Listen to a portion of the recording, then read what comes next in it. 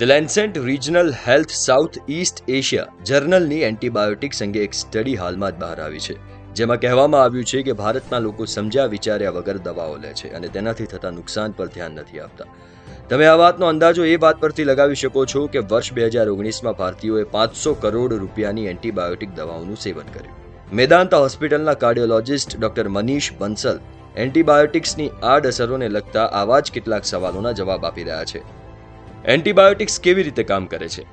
Antibiotics हमारे heart को दो मेन तरीकों से अफेक्ट कर सकती हैं. पहला तो कुछ एंटीबायोटिक्स जैसे एरिथ्रोमाइसिन या लीवोफ्लॉक्सासिन ग्रुप की मेडिसिन, ये हमारे हार्ट के इलेक्ट्रिकल सिस्टम को अफेक्ट करती हैं और उसकी वजह से इस बात का रिस्क होता है कि हार्ट बीटिंग सडनली बहुत फास्ट हो जाए, जिसे हम अपनी मेडिकल लैंग्वेज में वेंट्रिकुलर टैकीकार्डिया कहते हैं, और वीटी.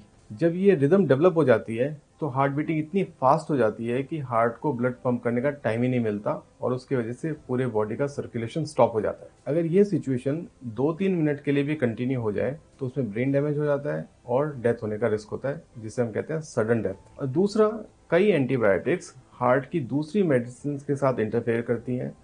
वो उनके इफेक्ट को बढ़ा सकती हैं और कम कर सकती हैं और उस तरह से वो हार्ट को नुकसान पहुंचा सकती है. હૃદય રોગના દર્દીઓને એન્ટીબાયોટિક્સ લેતી વખતે કઈ બાબતોનું ધ્યાન રાખવું? अगर आप हार्ट के पेशेंट हैं और हार्ट की मेडिसिन ले रहे हैं या नहीं ले रहे हैं, आपको एंटीबायोटिक लेने के पहले अपने डॉक्टर से कंसल्ट करना चाहिए और डॉक्टर को बताना चाहिए कि आपको ये हार्ट की प्रॉब्लम है और ये मेडिसिन आप हार्ट की ले रहे हैं, ताकि आपका डॉक्टर उसको देख के ये डिसाइड कर सके कि जो एंटीबायोटिक आपको दी गई हैं वो आपके हार्ट के लिए सेफ है कि नहीं. पहला तो ये, अगर अनसेफ है तो उन एंटीबायोटिक्स को चेंज किया जाएगा. दूसरा, अगर वो हार्ट के लिए अनसेफ तो नहीं है पर आपकी बाकी मेडिसिन के साथ इंटरफेयर करती हैं, तो भी आपकी मेडिसिन को चेंज करने की जरूरत हो सकती है. या तो आपकी एंटीबायोटिक को चेंज किया जाएगा, और अगर सिचुएशन ऐसी है जिसमें एंटीबायोटिक को नहीं चेंज कर सकते तो आपकी हार्ट की मेडिसिन को चेंज किया जाएगा या उनकी डोज कम या ज्यादा की जाएगी, ताकि आपको उसकी वजह से कोई हार्मफुल इफेक्ट ना हो.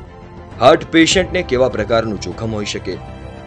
हार्ट की कुछ बीमारियां हैं जिनमें एंटीबायोटिक्स से होने वाले रिस्क का ज्यादा खतरा होता है. उनमें सबसे पहली है हार्ट का वीक होना. जिन लोगों की हार्ट मसल डैमेज हुई हुई है और हार्ट वीक है या जिन्हें हार्ट फेलियर है, उन्हें एंटीबायोटिक्स से काफी खतरा होता है और उनको बहुत केयरफुल रहने की जरूरत है. बहुत सारे पेशेंट्स होते हैं जिनको आर्टिफिशियल वेल्व्स लगे होते हैं और उसके लिए ब्लड थिनर लेना पड़ता है. उनको केयरफुल रहने की जरूरत है, क्योंकि एंटीबायोटिक्स उन मेडिसिन के इफेक्ट को कम या ज्यादा कर सकती हैं. कई एंटीबायोटिक વધુ જોખમી છે? मेडिसिन लाइक एरिथ्रोमाइसिन, लीवोफ्लॉक्सासिन, इस ग्रुप की मेडिसिन जो जनरली रेस्पिरेटरी इन्फेक्शन के लिए देते हैं, गला खराब हो गया, खांसी हो गई, उसके लिए. और दूसरा, टीबी की दवाइयां, वो भी बहुत सारी हार्ट की मेडिसिन के साथ इंटरफेयर करती हैं. तो इन दो ग्रुप की मेडिसिन के साथ ज्यादा केयरफुल रहने की जरूरत है.